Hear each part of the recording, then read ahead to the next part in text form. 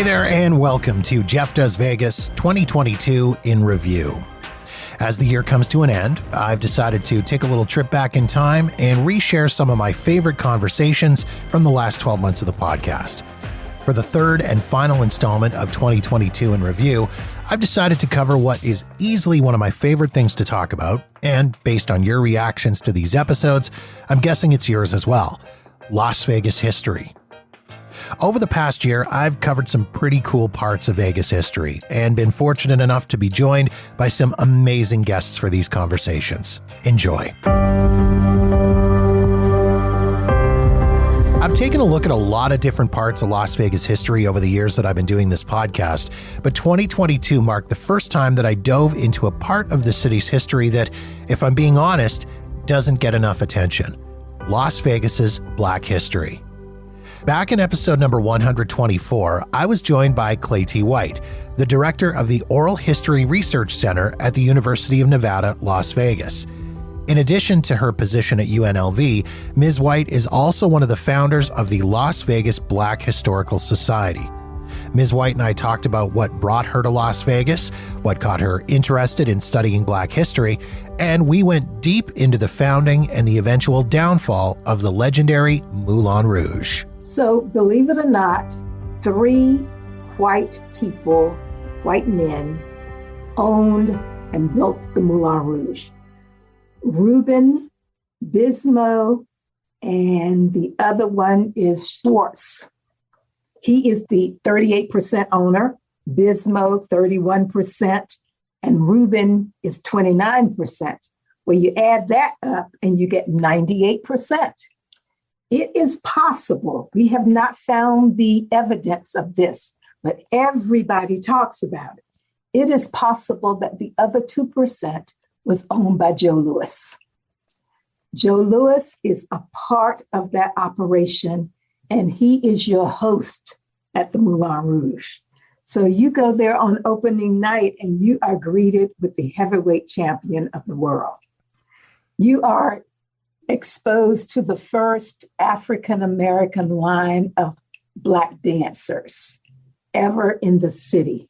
And these are dancers that have danced in New York and Los Angeles and London and Paris. And now they're together in this line of wonderful dancers. And it's like being at the Moulin Rouge in Paris. And that's what you find. Restaurants that can rival any of the restaurants on the Las Vegas Strip or downtown. It's the DeVille Room, where the waiters have tux and they wear white gloves. So this is how you are served. The entertainment is moderated by Bob Bailey. Bob Bailey was a singer with Count Basie. And now he's at the Moulin Rouge. He is the house singer and the MC. And so this is where you are.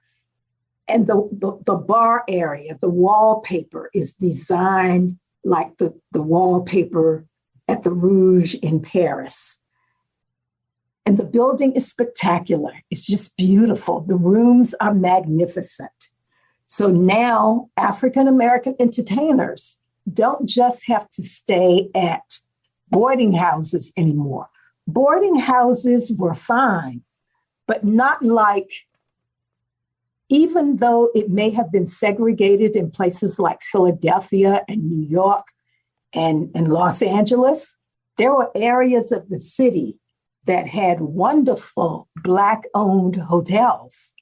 So when they would come to Las Vegas, they felt that it was a step down for them because they just did not have the same amenities that they were accustomed to having in other places. But Las Vegas paid them more money than they earned any place else in the country.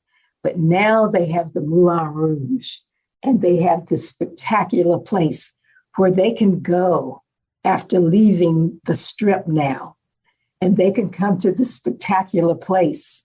And I'm sure they continue to have the jam sessions in some of the other smaller places, but now they have the Moulin Rouge. And I say they probably continued at some of those smaller places on Jackson Avenue, because the Moulin Rouge only lasts that heyday period where you have Tallulah Bankhead and all of these people coming from Hollywood. You have them in your audience every night. But that heyday only lasts for about 6 months. And the place is closed. The city said they didn't pay all of the contractors for the work that was done on the hotel. But the Moulin Rouge did something that may have caused some other problems. They put on a show at 2:30 at night. So everybody else on the Las Vegas Strip, they have a midnight show. But now the Moulin Rouge has a show at 2:30 in the morning. So now the entertainers and the high rollers have someplace else to go in this beautiful show. They can go over and see this show and take part in the finery of the Moulin Rouge. And that's what begins to happen. Some of the showgirls in the back of the house, in some of those casinos, there are signs back there that say, if you're caught at the Moulin Rouge, you will lose your job. So we know that they had been threatened not to go across the tracks to the Moulin Rouge. And the Moulin Rouge is in the Black community. It's just, it's like a half a block where we feel that the Black community actually starts. So they're going across the tracks to a Black hotel, an integrated facility, and they're leaving the Las Vegas Strip. So the place soon closes. But that era of that kind of entertainment, that level, it has been established now. And at the same time, the Moulin Rouge is being constructed. The African-American community gets the first housing complexes. Same person who did the houses for the BMI in 1940s, he comes back and designs Berkeley Square that is now on the National Register of Historic Places. It is a development of about 148 houses that Black middle-class people can afford, and they begin to move in. And then there is Highland Square with the same housing design. And then there's Cadillac Arms. So that model that Paul Williams designed, we see it spread out through the Black community, providing space for people who've migrated here, providing home in a way that Paul Williams, the architect, believes that these people deserve, the level of housing that they deserve. Going back to the 2:30 a.m. shows at Moulin Rouge, I did a little bit of reading. I did a lot of reading in preparation for this conversation because I was looking forward to it, and I did a lot of digging and seeing some of the information and the stories coming out of those 2:30 a.m. shows. Yeah, I can understand how the other casino owners would be so upset with those 2:30 a.m. shows because, as you said, the other shows on the Strip would wrap up, finish, they'd be done by 1:30. Yeah. Everyone would head to the Moulin Rouge. They'd party, they'd drink, they'd enjoy the shows. And the caliber of entertainment that they were getting was big showroom entertainers. That's correct. You have the Platters, and the Platters are big at this time. They're in their heyday as well. And they're performing there. Stumpin' Stumpy and all kinds of other entertainers, Dinah Washington. These are all entertainers that you'll see at the Moulin Rouge. And now you can look around the audience and you can see all of these other entertainers right there in the audience that you're rubbing elbows with. Absolutely incredible. Just amazing. Ms. White, you mentioned about the short lifespan of the Moulin Rouge and the heyday of the Moulin Rouge. And you alluded to the fact that it was implied that there were bills unpaid and that was what led to the downfall. But it seems like there's more to the story than just a simple case of money being owed to somebody. And another fact that we have to remain conscious of and aware of is that there's a downturn in the economy here in this area. So when there is a downturn in the economy, the casino industry really gets hit hard. So there is the Dunes Hotel, the Royal Nevada, and the Riviera also have financial problems at the same time as the Moulin Rouge. The only saving grace for the other three is that other casinos prop them up and allow them to continue to operate. No one does that for the Moulin Rouge. So that is the difference as well.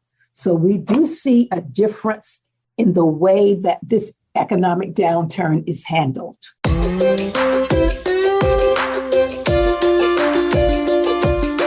I don't know about you, but I love road trips, especially when I'm in Vegas. It's always fun to get out of the city and see some of the amazing sights in the surrounding areas. In episode number 103, we headed about 35 miles southeast of the Las Vegas Strip to Black Canyon, which is home to one of the greatest feats of engineering in the world, Hoover Dam. I was joined by Patty Aaron, Public Affairs Officer for the Bureau of Reclamation, the government agency that manages Hoover Dam. In addition to sneaking in a few dam jokes, we talked about the purpose of the dam, Patty shared a few fun bits of trivia about the dam, and we discussed the challenges surrounding construction of the dam in the late 1920s and early 1930s. The engineers did an amazing job. They were so forward-thinking on everything that had to do with the dam. And when you figure out, I mean, you're probably too young to even know what a slide rule is, but they figured this all out on slide rules. They didn't have computers. Everything was done by hand on graph paper. And it's really incredible. They built this magnificent structure that is going to last who knows how many lifetimes. And so how many workers were involved in the actual construction of the dam? Well, we don't know what the actual total was. It was about 3,300 men per shift. But what would happen, and we think about 15,000 total, but what ended up happening was that they had crews going 3 crews a day and working 24 hours a day. And they worked 7 days a week. So somebody would get tired of working or get paid and go out and get drunk or something and not come to work for a while and get fired. But they needed the worker. So the worker would come back and start working under a different name. So we have a long list of names, but it isn't necessarily the exact number of people that worked on the dam. Right. And this was incredibly dangerous work. I mean, there was no OSHA, there was no occupational health and safety standards, there was no workers' compensation board, nothing like that. I mean, I've seen photos of some of the construction work that was done in various places during that time period. And I mean, there was no tie lines, there was no secure straps, nothing like that. These were dudes hanging off of the side of rocks in canyons. Oh, it's frightening. I mean, they did have hard hats, but not the kind of hard hats we have today, but they did have hard hats, but no, they didn't. And they would put pieces of steel on the front of their boots because they didn't have steel-toed boots back then. And so they would make their own steel-toed boots.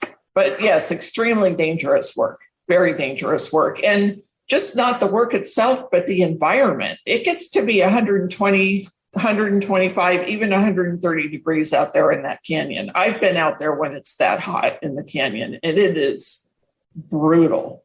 And so, I mean, the length of time that it took them to build the dam, start to finish, what was the timeline on that? It took 4 years, from 1931 to 1935. It came in 2 years under its estimated time, and it also came in under budget. That is absolutely mind-boggling to me. So I grew up in a city called Winnipeg in the province of Manitoba here in Canada. And we used to joke about being the pothole capital of the world. And they would do road resurfacing that I swear I haven't lived in Winnipeg for almost 20 years. And I swear to God, they are still resurfacing the same roads that they were working on when I lived there back 20 years ago. So the fact that they were able to complete this massive feat of engineering and get it done in that short of a time span is both amazing to me and slightly frightening at the same time. It's really an amazing feat. And like I said earlier, they worked 24 hours a day, 3 crews going a day for 4 years. Just amazing. So again, what year did the dam open up? 1935. It was dedicated on September 30th of 1935. And there was some controversy involved in the actual naming of the dam. I mean, we've mentioned both Boulder Dam and Hoover Dam. And so it started off as Boulder Dam and then became Hoover Dam, or was it always sort of unofficially Hoover Dam? What was the situation behind the naming of it? It actually officially started as Hoover Dam. Herbert Hoover was president, and this was back in the late 20s. And the Secretary of the Interior, who was over the Bureau of Reclamation, named it Hoover Dam. So this is all political, of course, because it's all happening in Washington. Franklin D. Roosevelt was elected. Hoover was a Republican. FDR was a Democrat. So he had a new Secretary of the Interior under him who was a Democrat, who decided that they weren't naming anything after Hoover. So they called it Boulder Dam because it was supposedly in Boulder Canyon and after the Boulder Canyon Act. So then after Truman became president, and in 1947, the Congress passed it to rename it Hoover Dam. Now, being Canadian, I'm not all that familiar with my U.S. presidential history, but I can only assume that Truman was a Republican, same as Herbert Hoover was. He was a Republican, yes. Again, not all that familiar with U.S. history, but I completely understand how the political game works. Yes. So the Republicans ended up winning this one. So it's been Hoover Dam ever since.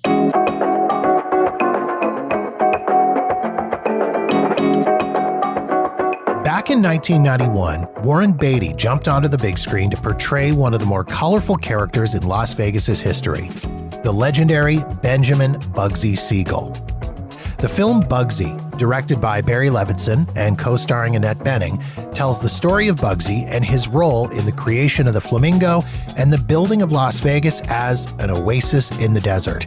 But just how close to reality did the movie actually come? In episode number 132 of the podcast, I was joined by Jeff Schumacher from the Mob Museum in Las Vegas to help separate fact from fiction when it comes to the film. One of the big fallacies in the story of Bugsy is that he invented Las Vegas. But the truth is, Las Vegas was already somewhat booming by the time he made his first trip to the city and got involved with the Flamingo. This is for me, one of the low points of the film is this initial depiction of Las Vegas as being sort of this two-bit kind of rural place where the casinos are just this, everybody's asleep pretty much at the tables or at the bar and nothing's going on. In fact, at that time, in 1941, you had the opening of the El Rancho Vegas Hotel on the Las Vegas Strip. Not a mob place. It was a mainstream developer. And this was the first major resort outside of Fremont Street, the downtown area. And this was the model that later became the Flamingo, in the sense that this was a sprawling suburban style resort, all kinds of different activities, good, nice restaurants, showroom, good gambling, take a horseback ride if you want. And then a year later, you had the opening of the Last Frontier just down the road. And the Last Frontier took that to the next level with almost a thematic Old West kind of theme, but some very high profile entertainment, good restaurants, that kind of thing. And besides that, you had all of the bustle of Fremont Street. There was a ton of casinos on Fremont Street that were doing a lot of business. And if they had depicted, they could have done that better. in my mind. But obviously, they have a limited amount of time to show, okay, here's Bugsy's vision versus what's already here. And they wanted to show a big contrast. What really happened was quite different. Which leads us into the flamingo itself and how the imagining of the flamingo is portrayed in the movie is in my mind, it is pretty amazing. I mean, Bugsy, Mickey, Virginia, they're driving back to Los Angeles after this whole investigating the gambling hall in dusty, dirty Las Vegas. They pull over to the side of the road in the desert. Mickey thinks Bugsy's off looking for somewhere to take a leak. And as he's wandering through the desert, he has this amazing epiphany, this vision of this gambling oasis in the desert, this place that's going to draw everybody in. And he goes back to the East Coast and he convinces his mob associates to invest in this project.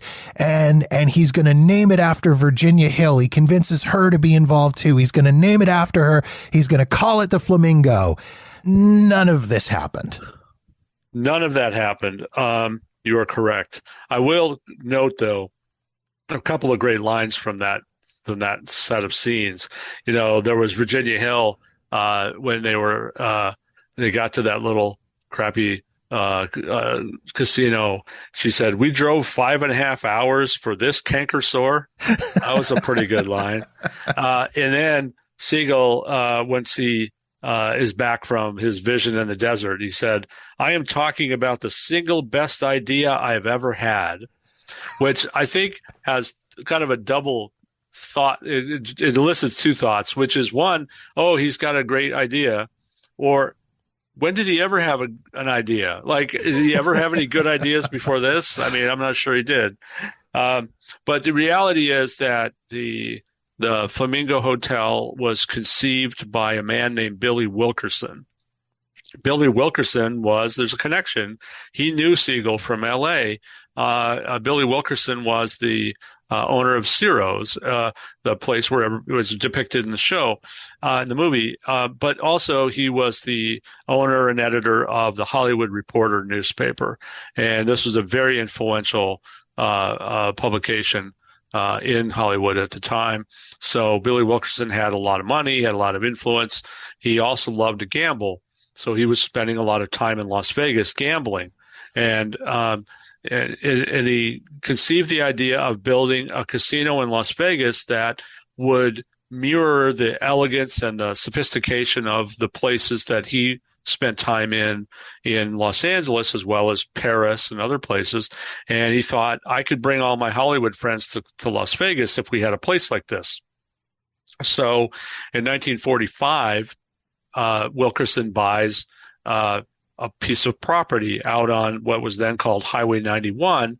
And this is where he's going to build a casino that he's going to call the Flamingo, or the Flamingo Club in his mind. And we have that actual check, the down payment check that he made, that he paid for that property. We have that on display in the Mob Museum now. So Wilkerson starts building the Flamingo, and he runs into some problems. The biggest problem he faces is the lack of money. And he had gotten a loan from actually an investment from Howard Hughes to build. He was working on bank loans and things like that. But because Wilkerson was such an avid gambler, and a very bad one at that, he was losing lots of money at the same time. So he kind of had a compulsive gambling problem. And so money that could have been invested in the Flamingo was instead being put into the cages at the other casinos in town. So Wilkerson needed investors, and he ultimately turned to Meyer Lansky and Meyer Lansky's crew of people, both in New York and here in Las Vegas, and Bugsy Siegel was among those investors. And Lansky says, we're going to invest this money with you, but we're going to need somebody in Las Vegas to kind of keep an eye on our investment, work alongside you, see how things are going. We trust you, Billy, but hey, we're going to be there and be involved in it. And ultimately is Bugsy Siegel, who starts spending time there. And he's standing next to Wilkerson on the construction site, conferring, have different ideas about things. And it starts out fairly well. But eventually, Siegel takes such a liking to this project that he wants it for his own.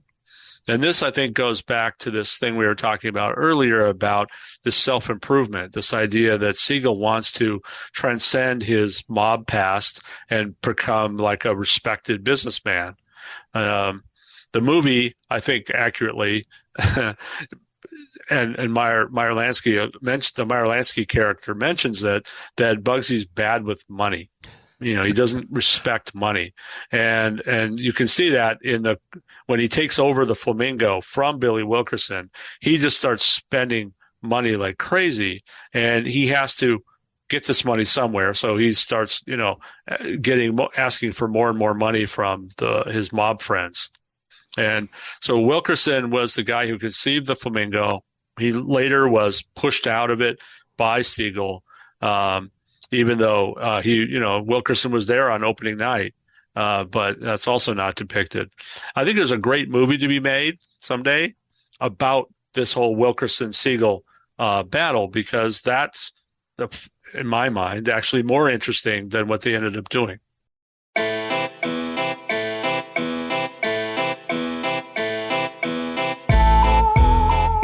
Dark tourism is the term used to describe travel to places that are historically associated with death and tragedy.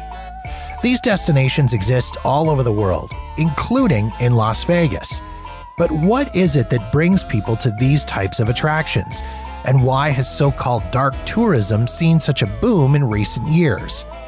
Back in episode number 126, I was joined by Marta Saligo, who teaches sociology of leisure at the University of Nevada, Las Vegas. Along with sharing a few examples of dark tourism spots in Sin City, Marta also explained why people are so attracted to the macabre. You know what the key word is, I think, here is authenticity. People travel to live authentic experiences, right? You were right in that place, the 9/11 place, right? Location. I remember myself when I walk, like right there where JFK was killed in Dallas. Mm-hmm. I remember the sensation I had in that moment. I still have goosebumps, right? So you are living that authentic experience, right? And this is the key word in tourism. Tourists usually travel for authenticity. People go to Italy to eat the real pasta and pizza. People go, to Spain to see the real flamenco dance, right?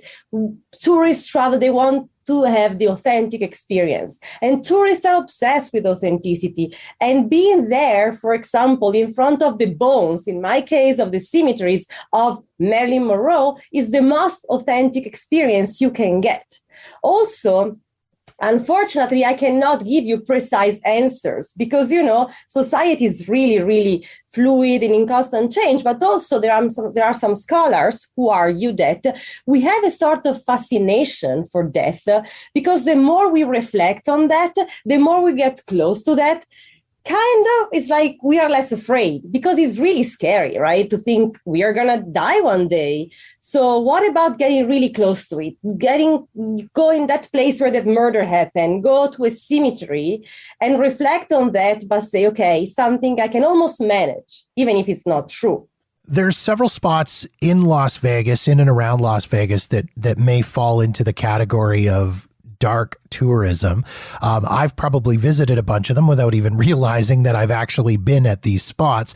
But what are some examples that you could provide of dark tourist sites in and around Las Vegas? So first of all, I give you a suggestion. So if you didn't, the Nevada Preservation Organization offers guided tours of the Woodlawn Cemetery, the oldest in Vegas. I took that tour. It was amazing because it has interesting burials for Las Vegas, for the history of Las Vegas. So, for example, there is P.J. Goumond, that was an important Las Vegas investor at the beginning of the 20th. There is Stella Parson, who was the first African-American woman to graduate from the University of Nevada, Reno. And there is Chester Sims, that was one of the first casino managers of the Flamingo. So that was a very, very interesting tour. And you can really learn about the history of Las Vegas through this tour. And also talking about notable burials, we have the Palm Eastern on Southeastern Avenue. There is Tony Curtis. There is Robin Leach of the Lifestyle of the Rich and Famous. Siegfried, the grave of Siegfried, that is at the Palm in Downtown Cemetery. And of course, the place where another dark tourism attraction, which is famous, I will say, because there is not really like a sign, but it's very famous, of course, is the place where Tupac Shakur was killed, which is between the crossing, East Flamingo and Koval Lane. So that's very interesting. And there are graffiti on the poles in the street. So yes, that's very important. I've been going to Vegas on a very regular basis for the last 7 or 8 years now, I guess. And I usually stay at Flamingo or Bally's, and at least once a trip, I will grab breakfast at Ellis Island, which is right near that site. And for the first several years that I was traveling to Vegas, I had no idea that was the spot where Tupac Shakur was shot and killed. I really had no clue. So it was interesting to find that out afterwards, that I'd been walking past this spot that so many people consider to be sacred ground, if you will. Exactly. So this is why I don't know if I will define it a tourist attraction, but it's really, really, if you know, it's on Google. So if tourists are interested in looking for that place, it is there. And it's interesting to read all the, what the fans wrote. It's very interesting. Do you consider the museums that cover dark topics to be so-called dark tourist sites? And when I think of this, I think of places like, for example, the National Atomic Testing Museum and specifically the Mob Museum. Nothing really specifically happened at those sites. I guess the exception of the Mob Museum, the Kefauver hearings actually did occur in that building. But other than that, nothing really dark and untoward happened at those spots, but they do cover very dark topics. So you open another door here, because my second biggest research here was on the Mob Museum. So I wrote a lot about it. I conducted an ethnography there, especially because as an Italian, when I arrived in Vegas and I realized there was a museum about mafia, I was really surprised. So this is what I can tell you, that I think it's important. So the Mob Museum is a very important and interesting attraction. What really is hard for me to understand still, but I'm trying to, is this idea of idealizing the mobsters. So the Godfather, the Hollywood, Godfather, all these movies really created a strong fascination for the mob in pop culture, in American pop culture. But as an Italian, this is interesting, also worrisome, because I know what mafia can do, killing innocent people is really is a plague. And I always found interesting to analyze how, and also to raise awareness on how, mobsters are not cool, but there is this interesting connection between pop culture and so for sure, the Mob Museum is a dark tourism attraction, for sure. Nothing happened dark in that place besides, as you mentioned, the trials, okay? But besides that, nothing really happened. But, they have the mob's greatest hits wall, it's called like that. They have the San Valentine Massacre wall, the real one, and people are obsessed with that wall. When I was conducting research there, people were asking, are these the real bullets? Bullet holes? Yes. Oh, wow, I have to take a selfie, and I was like, wow, people got killed there. Mm-hmm. People get so excited when it comes to be close to Al Capone gun. That is really, really fascinating. But it tells us a lot, right, about society. Well, the bad guys become the good guys because they are idealized by pop culture.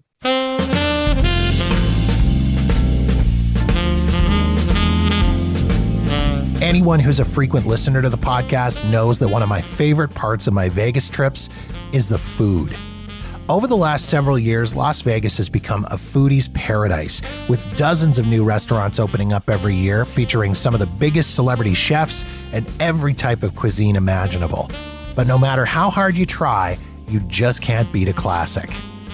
In episode number 120, I was joined by Nick McMillan, managing partner of the legendary Golden Steer, Las Vegas's oldest continually operating steakhouse. The Golden Steer opened back in 1958, and over the course of its almost 65-year history, they become known not only for their amazing steaks, but for the incredible service, old Vegas atmosphere, and their famous and infamous customers. Many of the booths in the restaurant are named for the celebrities that have come in and dined. So you mentioned a couple, Joe DiMaggio, Marilyn Monroe. We have Elvis. We have Muhammad Ali, who celebrated a couple of his birthdays with us. We have Mario Andretti, who every year for SEMA likes to come in and dine with us, which is fantastic. Ralph Lamb, who was a sheriff here for a long, long time, and did his battles with the mob and the craziness of the 70s and 80s. So it's, and of course the Rat Pack. And we also have some other folks that are a little more recent. So Terry Fader, the famous entertainer and puppeteer and comedian, has a booth. Mr. William Baxter, who has one of my favorite stories, who is a professional poker player and actually sued the United States federal government, arguing that that poker is a game of skill and not a game of chance, and so it should be taxed as income instead of gambling winnings. And actually, I believe it went all the way to the Supreme Court, and he ended up prevailing, and so changed kind of the tax structure for poker players, which Vegas is still a very libertarian kind of Wild West town in some respects. And so that is always a fun story that I like to tell people, because most people that'll come in, they'll recognize, Frank Sinatra or Muhammad Ali or an Elvis or Sammy Davis, but don't recognize the name Baxter. And so it's always a fun story to tell. So what happens then when, say, for example, I, as a huge race car fan and motorsports enthusiast, phone you guys and say, I would like to sit in Mario Andretti's booth, and you say, fine, that's fine. Here it is. It's available on this date. And then after I make that reservation, Mr. Andretti calls and says, hey, I'm going to be in town. I'd like to come have dinner, and I want to sit in my booth. How does that go down? Do I get moved? Does Mr. Andretti get moved? How is that handled? It's funny. So, we always will do everything that we can to accommodate. And normally they're pretty good about calling and give us a little bit of advance notice. The funny story, so the restaurant has been in my in-laws family for about 20 plus years. My wife and I came out a year before COVID to take it over. And the funny story about actually Mario Andretti with my father-in-law is that right after my father-in-law had picked up the restaurant, somebody claiming to be Mario Andretti called, and he answered the phone, and the gentleman on the other line was like, hi, this is Mario Andretti. I'd like to come in for dinner tonight. And my father-in-law is a little skeptical, like, Mario Andretti is calling to make a reservation. And so my father-in-law was like, all right, well, if you're Mario Andretti, I'm Wyatt Earp. And so I'll see you tonight when you come into the restaurant. And so my father-in-law was sitting in the office, and one of the hosts comes in and knocks on the door and says, somebody's at the door and they're asking for Wyatt Earp. And so he walks out, and sure enough, Mario Andretti is standing there waiting for his table. And so it's kicked off a good-natured friendship with him, and he always likes to come in and support. And it's a ton of fun. And so, yes, we always like to make room for those folks, and we certainly appreciate their support as well. Let's talk a little bit about the connection between the mob and the Golden Steer. Vegas, of course, synonymous with mob history. I've covered it in depth in the podcast. I've had numerous discussions about various facets of mob history and that connection in Las Vegas. The Golden Steer has a very dubious connection with one particular mobster, and that would be the legendary Tony Spilatro. Old Mr. Spilatro. Yeah. So, there is a number of great resources out on Tony Spilatro. So he's originally from Chicago. I'm originally from Chicago as well. But anyway, so in the 70s, so he came out to be an enforcer for the Chicago mob, and needed some other things to do and wanted to make a little side money. And so he actually opened up a jewelry shop where he would fence his stolen goods, which was called the Gold Rush. And the Gold Rush was actually very close to the Golden Steer. And so he would come in on a frequent basis, whether it was for business dinners or for, with his crew to come and enjoy. And of course, one of his number one hitman was Frank Collada, and the story of Frank Collada is crazy as well. The history that he had both in the mob and then, of course, his time after the mob. But they used to love to come into the Golden Steer. They would come in about once a week. Booth 1 is where they used to like to sit. It's in the corner of the restaurant, so you can get a great purview of the entire restaurant. It's also close to, at the time, when they first started coming in, there hadn't been some expansion done. And so there was a kind of a back hallway that wove through the kitchen and was an easy way to escape if that was a necessity. And we believe that he actually celebrated his last meal in Vegas, the Golden Steer, the night before he flew back to the Midwest. Before he met his demise. And so, we've kind of, the nickname of kind of the Last Supper has kind of stuck. And so, so that was on the Spilatro side. And then of course, Frank used to come in as well, with Tony, and then afterwards, without him, and even up to, I think he passed away, I think it was this summer. It was one of the last couple of summers. But even before, right up until the time that he passed, he would come in and would request one very specific waiter to wait on him, who's one of our longest tenured employees. He's been with us for almost 40 years. So it's always, I will say that, the thing that with the Steer is that we were always known as kind of neutral ground. And so we generally would see folks from, there were various mob families that were in Vegas throughout the years, but the restaurant remained decidedly neutral. And so we would see folks from kind of across the families, but of course, Mr. Spilatro being the most well-known for sure.